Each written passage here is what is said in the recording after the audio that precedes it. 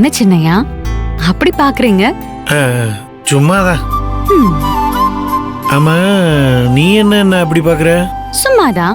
ஓ சரி சரி.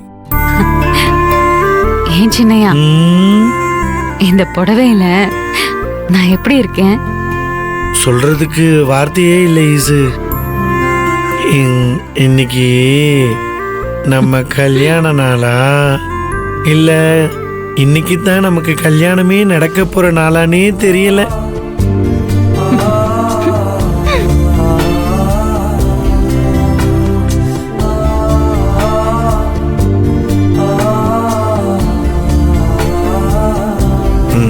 ஈசு, நீ கல்யாணத்தன்னைக்கு பார்த்த மாதிரியே இருக்க.